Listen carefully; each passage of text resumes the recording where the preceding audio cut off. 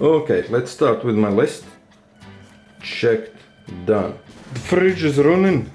Done, booze. Marvelous. This much will be plenty. Splendid. Towel. Behold the beauty. It's a legacy of USSR. And now with the drums rolling, abomination from hell. 16-bit console. SHI JIA YF-939. You can always know it's a good system if you have the logo of YF Super Asterisk 54321 launch. As you can most probably tell, this abomination is a masterpiece of Chinese engineers. You have a power button, you have a reset button, Rongfeng Electronic Co., limited by Baoan Shenzhen, China. It's a new trend of minimalism. Nothing here. Even these that should be rubber legs are actually made out completely of plastic. So why I'm showing you this? First, this is marvelous device. Look at the design. It's thing of a beauty for sure. The second thing is my friend brought it and asked me whether I can fix it, and I have no idea why, but he said that he's totally sure that system works, but there's a problem with video output. I'm quite sure what we will discover there will be small PCB with just a droplet on it, somehow representing the processor and all the functionality. It will be NES on a chip. Anyways, let's open up the bastard. Unbelievable. While all screws of course are not the same length, at least they're same color. That's quite rare. Ta-da! I forgot to check introduction part. Next is reparation. But actually no, it's time for diagnostics. First we have some weird, it's not a rot, it's some kind of Chinese flux covered PCB where the controllers plug in. Second is a PCB with the processor.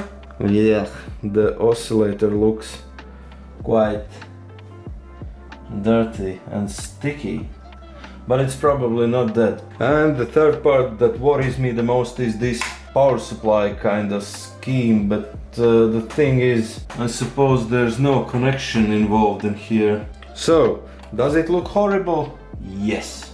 Nah, I know what we're going to do. Let's plug the bastard to the monitor. First thing I strongly suggest you to do is to check polarity on these things, because it's center positive or center negative depending on lunar moon and nearest birthday of Mao Zedong. So how to test it? Take your multimeter, set up on the beep, and you always know for sure that exterior of these RCA connectors are negative. It's always 100%, and you see I touch the center, it beeps, means the center is negative. Most probably system will be confused by original cartridges, but it should work. And nothing happens. And now guys, let me show you something. You see, this is the video pin. The trace goes here, here, here. You can follow my marvelous bottle opener. It goes right here and it stops. Nothing. There's no elements, nothing. This big white grayish wire or this through hole. It's just soldered closed and there's nothing happening. No elements, no nothing. Same goes for audio. This red one is audio. It leads here, here, here, here, here. Right next to the video. It leads nowhere. Why the hell they did that, I have no idea.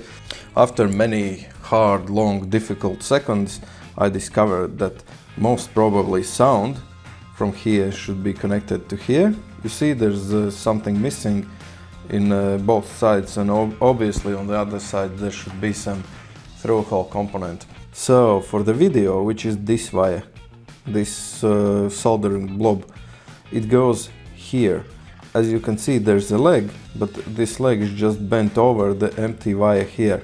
My logic behind this was that usually video signal ends with 75 ohm resistor, which I will introduce on the other side of the board, and here in front of the sound I will introduce, I'm thinking about capacitor, maybe 47 microfarad will work. The thing is, if you ever do something like this, remember to put capacitors with grounding or minus polarity towards the exit. And by exit I mean the sound plug. First thing I'm going to do, I need to clear these wires. One might ask why the hell I'm not using my awesome desoldering station, and as it always is, I'm unable to because it's in the room where my wife sleeps and it's late at night and I don't want to disturb her.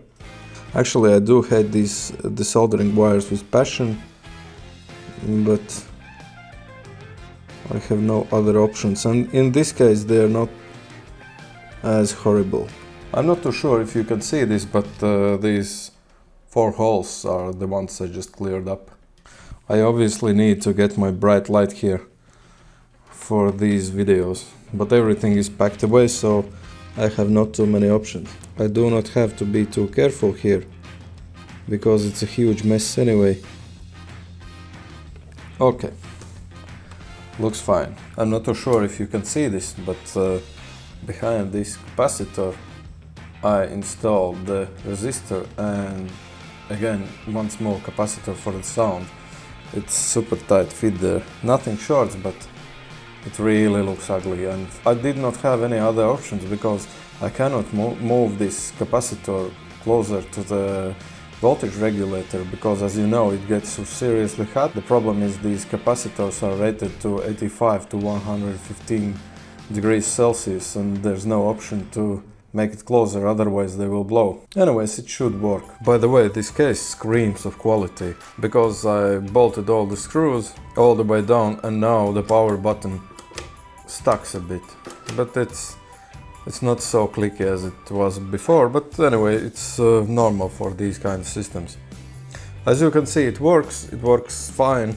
The black line that is covering screen and now it's getting brighter, it's just an artifact in the video itself. Actually, it displays very nice, it's sharp and clean image, I like it.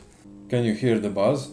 And some might say, oh well, it's because you added the wrong capacitors or resistors or anything.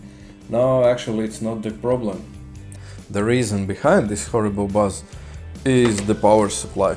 See this little piece of shit? It's made of pure Chinesium. Let's change it to the original Sega Mega Drive power supply unit. Now listen to the game. Zero buzz. None at all.